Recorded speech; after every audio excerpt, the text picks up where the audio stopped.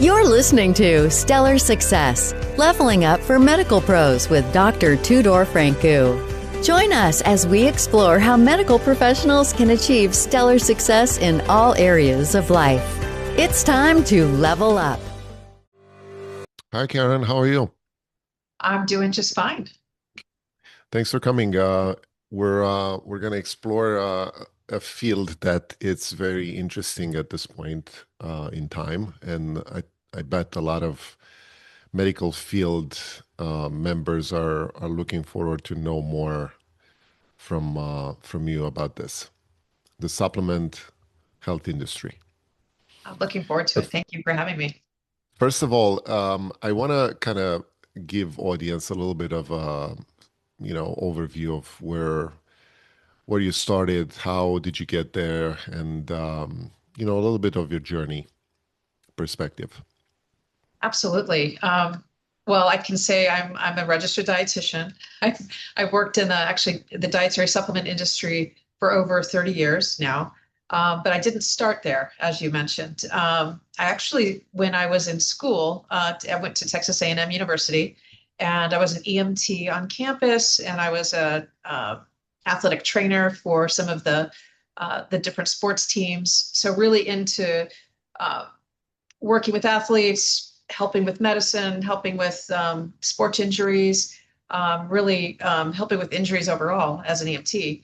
But I wanted to be able to use what I learned on the field or in real life versus the classroom. And taking so much biology and chemistry, I looked to the nutrition and food science area.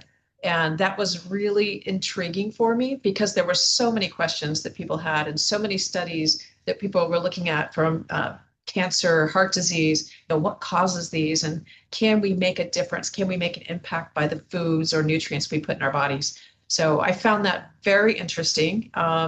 Went through school, of course, graduated with those 2 degrees, and then went on to get become a registered dietitian, licensed dietitian.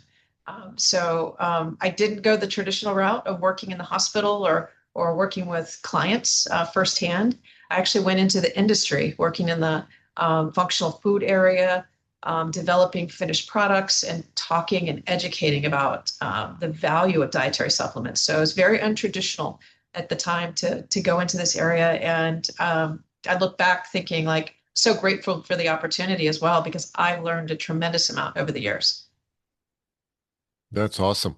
So you got to a point now in your life that you are in a position to kind of influence, right? The view of those supplements, the view of the companies that are making those supplements, and market them also. So Correct.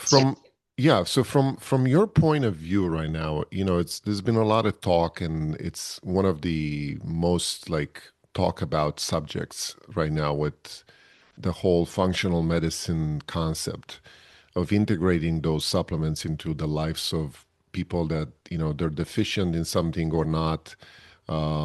Many just take them because the doctor recommended them or a friend recommended them, or, they read on the internet that, they should take magnesium or not. What do you think about this? What do you think we got to a point where the information about this industry is so overwhelming to people that many are lost into the essence and the real scientific value of the supplements?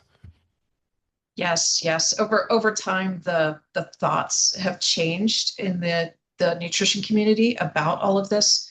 20, 30 years ago, it was food first. You don't need dietary supplements.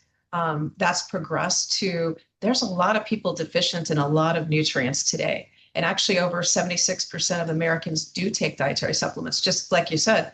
Either their doctor recommended, their friends taking something, and that leads to misinformation. And it also leads to why should I be taking this? Is it helping me? And they question those the results that they do get, because maybe it's something that they really didn't need at the time. But we've advanced tremendously in 30 years, and right now there's just so much information out there and so many products, not only in our grocery stores, our shopping at the supermarkets, but online. We're just inundated by so many different products, from skincare to botanicals to dietary supplements, functional foods and beverages. What do I do? How do I take it? And I think that's something where I've been trying to educate the past few years, going direct to consumers and letting them know about what to look for, which brands or which ingredients kind of rise to the top over the other ones, and how to identify those. So that's really my forte, and really something I've been very vocal in speaking about most recently. Yeah, it's an industry that's not regulated by any major organization, Well, especially in the it United is States. regulated industry, absolutely. The FDA does regulate the dietary supplement industry under foods. It is a food. Yes. So I'm wondering what are the current guidelines in this type of regulation that they have in terms of manufacturing, any kind of certifications, anything that someone would look for when they buy this product. That's a perfect segue. That's exactly what I train people to look for. There is a lot of information, misinformation out there. There are some rogue companies that develop products that you don't really know what's in that. And that's where we get people to look at the labels. I call it my label rule. It starts with an L, like learn your needs. Learn your needs for your body. If you're in your 30s, 40s, or 50s, you will need different nutrients from the 20-year-old out there who's maybe exercising 3 or 4 times a week and doing different activities. So learn your needs very specifically. Um, Access the science. We all have access to so much information on the internet now. So kind of look into the science behind those need states that you need.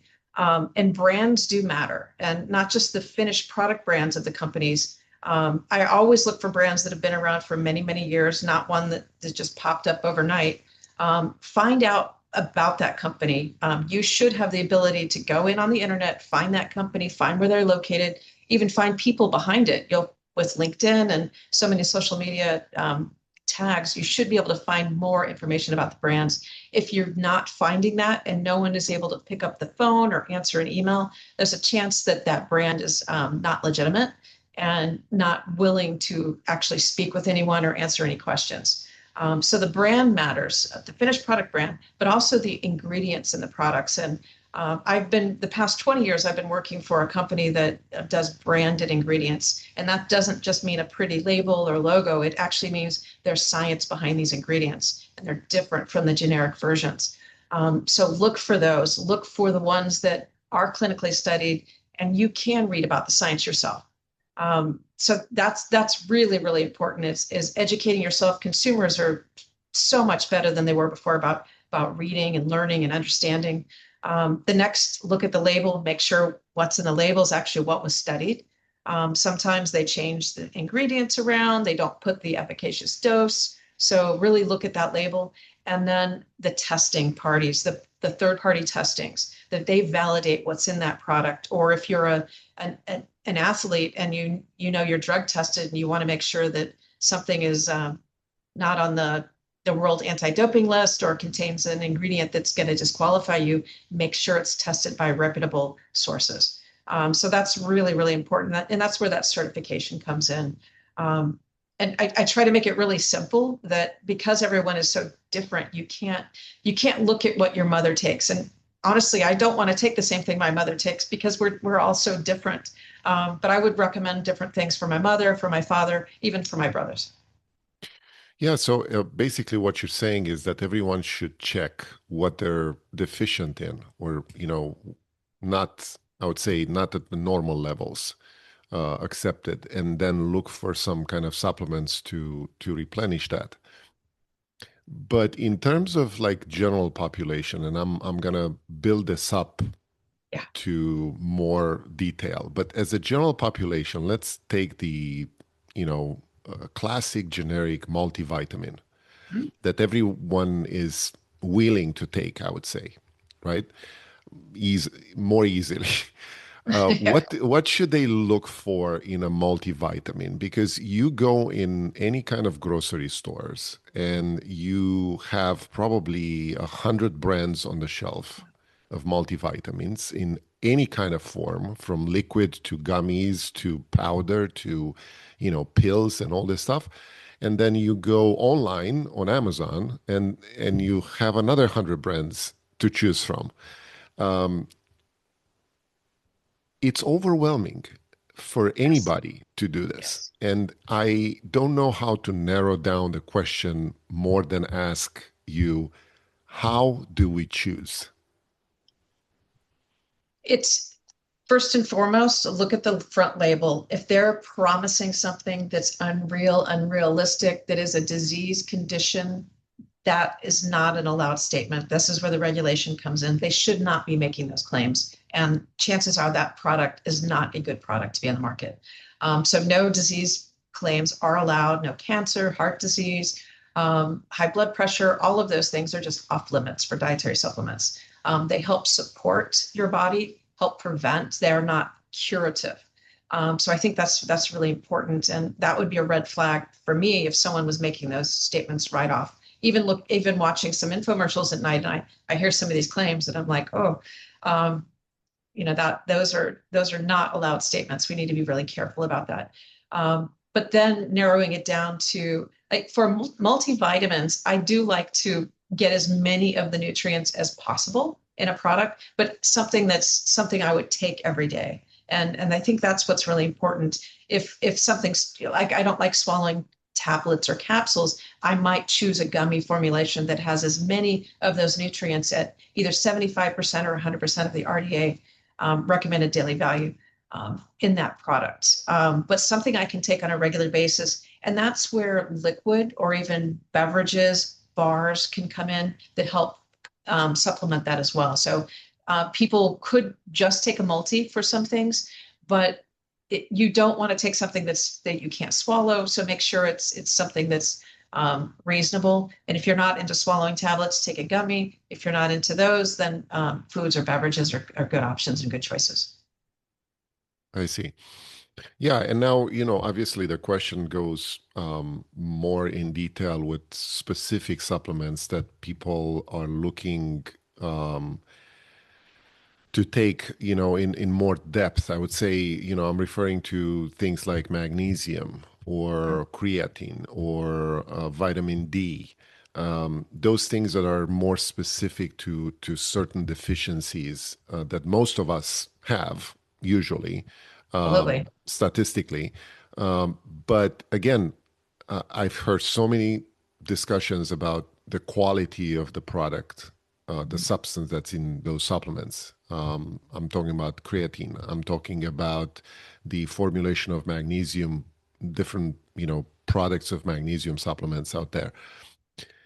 Where do you um, guide the consumers to look into, like, more information about one or specific supplements like that? Is there any kind of registry? Is there any kind of websites that you would recommend to look into Yes, this? there are some good websites that do testing for those finished products. Consumerlabs.com has been around over 20, maybe even 30 years now.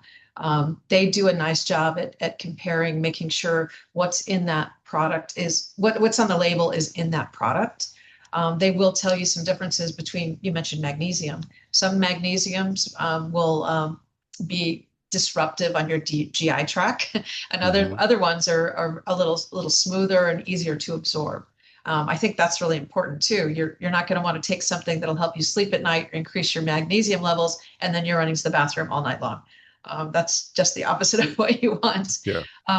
But Consumer Labs is a good one. This past year, there's probably been 5 or 6 other good ones who are evaluating and testing finished products. So more and more companies are coming out and actually putting certifications to that, or comparing to say, does this product meet the label claim? Now Foods is um, a a brand that's sold in many grocery stores, convenience stores, and shopping stores around the country and online. They do their own testing as well, and they've come out and compared not only their products, but products that they're on the shelf with, and showed Which brand? consumers. It's called Now Foods, NOW Foods. Yeah. Orange label, very iconic. I think if you'll see it in the grocery store, but Yeah.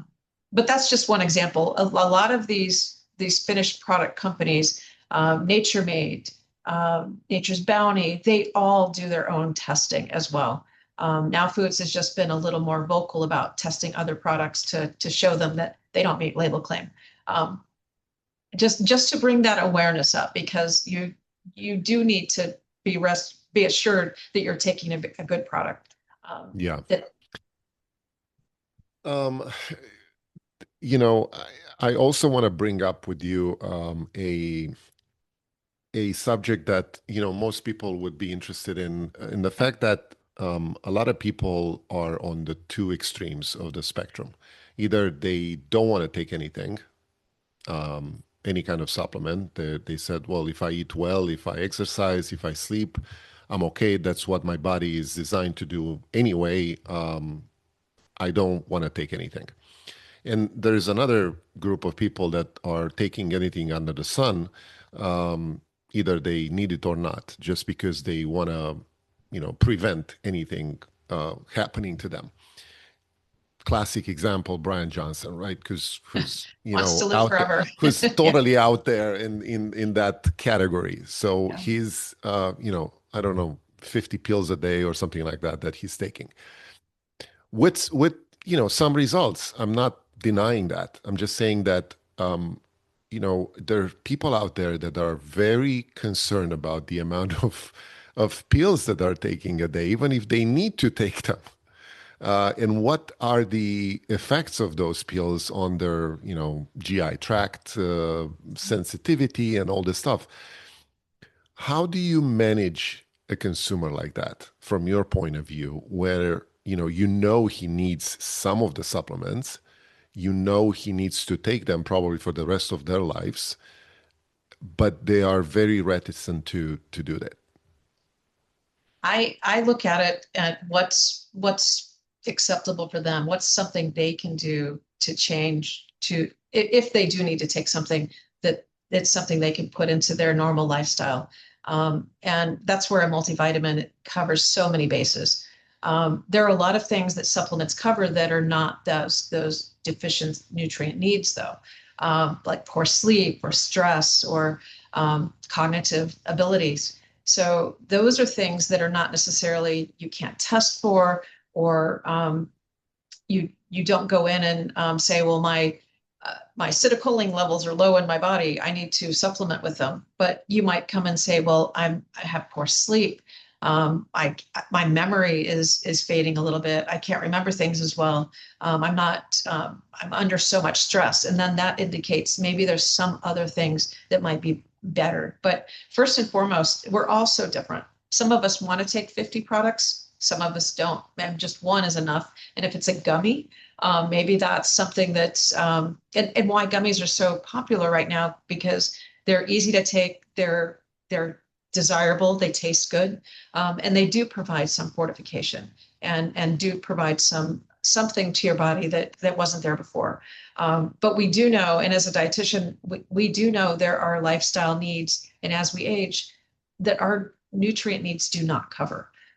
So first and foremost, get some testing. I myself am extremely low in vitamin D. I test myself often. I'm always trying to increase vitamin D levels. I don't know why, I just cannot get it up high enough. But I don't want to take too much either. So I test on a regular basis, but then also make sure I'm in the right dose level of what I need to take on a regular basis, because in the summer and the winter, I'm exposed to sunlight, which then helps me absorb vitamin D as well. So we're all a little different. But just like doing exercise, do what fits into that person's lifestyle. Do what makes sense for them. And if it is just taking a multivitamin or vitamin C or something like that, and there are the big nutrients that we're all mainly deficient in. And you mentioned magnesium and vitamin D. Those are really big ones that most of us all need to take on a regular basis. Those can be found in multivitamins. So to me, that's the easiest. But again, there could be some limitations on size and number of tablets, number of capsules, things like that, that we need to take into account.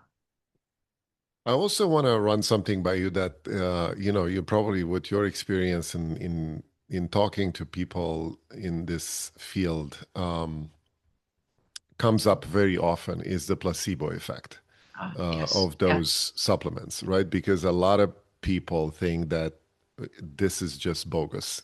We're just reacting psychologically to something that we're taking, and we believe it's going to help us. What's your experience? That absolutely. That is a clinically tested, that's true. That does happen. I think it's about 20% placebo effect that does occur.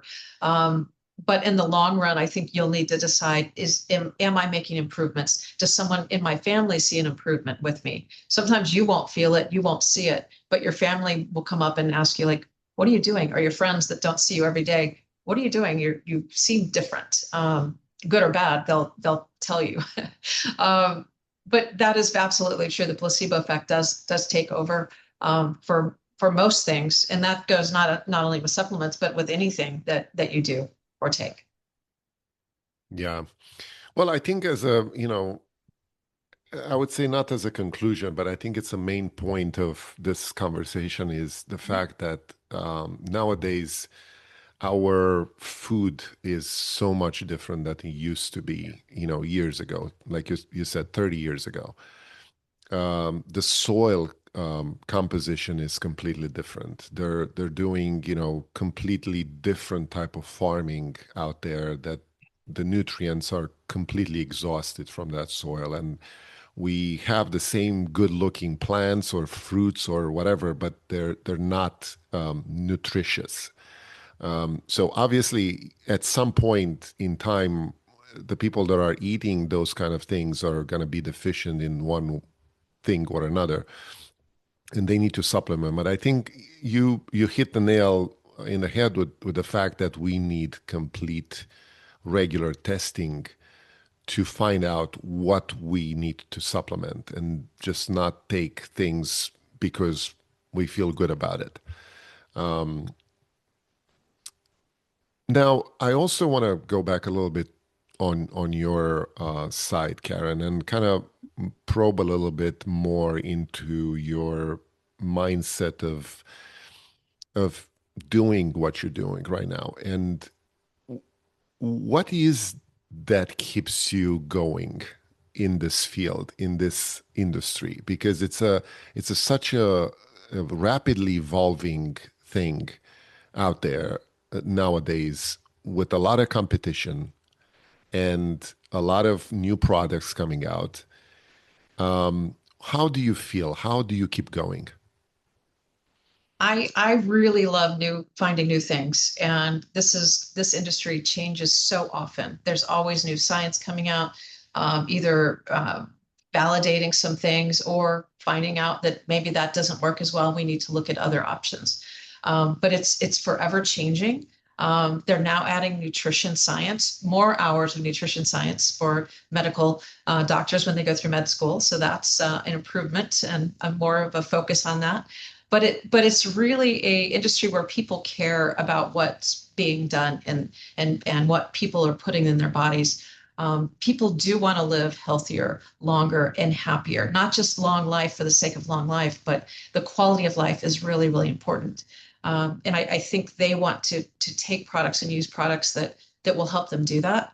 And personally, I take them. I recommend certain things for my family, my friends that are in their wheel bank. It's something they can do on a regular basis. I wouldn't recommend the same things for a general group of people, but knowing people and knowing their lifestyle, their life stage, I can do that. And it's forever changing. It keeps me excited. I've worked for several companies that have let me do what I love and talk about what I love, to really learn more about myself, but then talk about things in an ethical way. I think that's really, really important. I do work in the marketing side of things, and people's like, as soon as they hear that, they're cringing, thinking I'm giving them a marketing sell or speech. And I'm an ethical marketer. There's a lot of us out there that want to show the best science and share that information the right way. But there's also a lot of people that take advantage of people, and that's what I'm trying to avoid, and trying to crack down on some misinformation that continuously keeps popping up. So it's something we're all going to be doing, and I hope that the more information we can share, the more misinformation we can negate, does help everyone live that better quality of life. Yeah, it's hard to get out there with this kind of products, and you being in the marketing industry for this supplement industry, it's hard to be different. Most products look nicer, or they have to look nicer than the competition. Most products need to look more appetizing or more tasteful than the others. How do you navigate this things to be able to sell those products? Because ultimately it's a money game, right? For those companies. Otherwise they can't survive. Even if the product is very good, if they don't sell it, it's dead. So how do you navigate these conditions basically that are in your way as a marketer? Absolutely. I listen a lot to what consumers are looking for. I look for the trends. I look for, like, creatine is very popular now. Brain health is extremely popular. 10 years ago, it wasn't as popular, and we were thinking everyone with a brain should be concerned about their brain health. No one was. So, Yeah. but really listening to consumers and understanding where they're coming from really has changed the marketplace. So I do try to listen to consumers, speak with them as often as I can, and then speak with our customers specifically on what they're trying to do, and learn, like, what effects they're trying to have, not just put a product out for something that matches everything else in the marketplace, but that's different and provides some differentiation for a specific consumer. So I find that really fun and interesting, and the many years I've been doing it, you really learn who's doing a really good job at this and who's not doing a good job. So we've learned all the ins and outs, and I think that's something that's invaluable as someone who's worked in the industry for this long. Interesting. I'm sure you probably had some experience with things that didn't go well in your professional life, and especially in this industry, it's a lot of competitions. Probably things didn't go very well at some point in your life. So any examples of how you got over those? Sure. You, like, just with conducting clinical studies, you cannot change the outcome of a clinical study. So we put together the set up the I guess the methods and how we're putting testing and putting all this together for the clinical study, but you can't really change that outcome. You have to let it go through to the end. And I think that's what's really eye-opening and changes your mind about some things over time. And that's where education comes in, and learning, well, this might be better for heart health, or this might be better for joint health. But the science has yet to prove it or secure it in a different area. So we can't always control the science, but if we listen to what's happening and really view it, we have a better perspective. So I think that's probably one of the biggest lessons I've learned over time. And from a disappointment, you really can't cherry pick the science. And just because what you want it to work, it's not how it's going to come out all the time. So, and if not, then you change what you're focusing on and what you're doing. Yeah, I think yeah, I'm probably sure that there are products out there that people believed in, and after the clinical trials, everything kind of fell apart. Do you have any examples of any kind of products that you thought, they're gonna be the next hit, and they end up being a bluff? I don't have specific examples I've worked with personally, but I have seen clinical studies that have that the products are just not on the market anymore because the consumer is not interested in that particular area anymore. So that's something that if you don't keep up with what consumers are looking for or working with, protein's very popular right now. Fiber is very popular right now. Here's an opportunity to educate on different types of protein, different types of fiber, and what's better for different people. So I think that's really interesting. And who knew fiber would do all these amazing things that it does? And it's changed since when I was in school. So I've always been a big supporter of it, but I had no idea that some of the calorie contents and things would change over time and how we thought and perceived them. So that's been a big eye opener. Interesting. Another major, I would say, trend right now is the peptide industry, and Yes. they're coming in big and forceful on the market. And I mean, I don't really know much about them specifically for each one, but it seems like there is a big discussion about the origin of those peptides that are out there, like manufacturing wise, and that a lot of them are coming from places that you don't want to buy them from. I Um, would be very what? hesitant. Yes, absolutely. There's a lot that, in fact, you sign a form that says this is not for human consumption, just for laboratory testing. But yet you're Right. buying this for human Yeah. consumption. I don't understand that. So Yeah.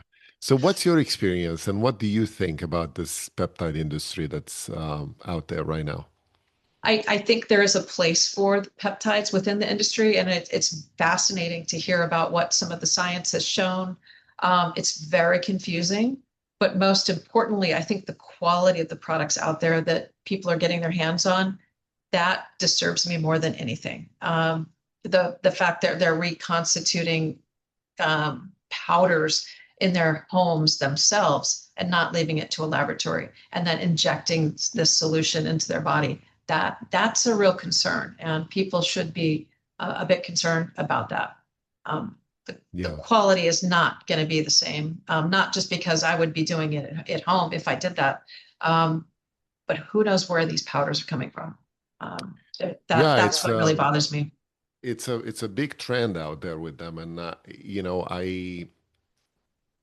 I want to caution people to look into their origin of those Absolutely. peptides, but also to investigate more of who is selling them, because there are many companies out there, functional medicine offices and all kinds of like companies that are promoting this treatments that are not necessarily very transparent with their No. origin of their medications, and especially peptides. And it's an industry that, again, I don't know what kind of regulation exists right now in the peptide industry in the United States, in terms of like quality of products and quality assurance, I would say, of those manufacturing facilities. Do you I have think any we're going to experience in dealing with those type of products? they're not dietary supplements, so I can assure you for that. But I do know with all the focus on them and so many companies popping up here and there, it's going to be the focus of some crackdowns and some companies getting scrutinized for having products that are not legally should be injected into people's body the Yeah. way that they're recommending those. Again, they're not recommending them, they're just for testing purposes, but that's not stopping the people from doing that. And so education, being careful, hopefully we won't have or see any horrible situations where people are injured because of this. Yeah. But that's a real possibility. So, Karen, with your experience that you accumulated so far, when you look back when you started this whole journey of your life professionally, what kind of advice would you give to yourself? I would say always keep an open mind. That has helped me learn and educate myself. Don't be stuck in this was what I learned and I cannot go past it, because things are changing so quickly and rapidly. We need to be able to take in new information and synthesize it and then do something with it at that point. So have an open mind, but also have a voice, and don't let other people take credit for some things that you've done. If you've done it, talk about it, get it out there and own it, and make sure that that's something that that you do want to talk about it with your own voice. And early on, I always thought, well, I could hire other people to do that. And I did. And then at some point I said, well, I can do this as well. I don't need to hire other people. I have my voice and I have my own opinion as well. And I can, so having that voice and being vocal about it, I think is very, very important. And then owning it. That's really what things have come down to after so many years. And I think people do respect that authenticity, and they know where you're coming from at that point. Yeah, that's so true. So how can people get in touch with you, learn more about your work, maybe consult you in different things regarding the subject? Absolutely. Well, I do work for a Japanese company that does clinically studied branded ingredients for the industry. That company is Kyowa Hako, and you can find me online at LinkedIn. KYOWA Hako is the company name. And I also have my own educational site for consumers, healthcare practitioners. It's called the Supplement Dietitian. So I do recommend that. Fairly easy to get in touch with me that way. But I do answer the phone, and I do write back on email. So I'm authentic and an actual genuine person as well. Karen, thank you so much for being here. I think it was an interesting discussion for my audience, and I hope people will reach out to you for more information on this, because it's always changing, and I think we need to keep up with those changes. Thank you so much. I hope so, and thank you so much. It's been a pleasure. Are you a busy medical professional striving to excel in life and work? Stellar Success Podcast brings you the habits and insights of top leaders in medicine and beyond. Discover strategies for balance, growth, and fulfillment in every episode. Follow us on Instagram at Stellar Success Podcast for daily inspiration. Start your journey to success today. Subscribe to the YouTube channel now.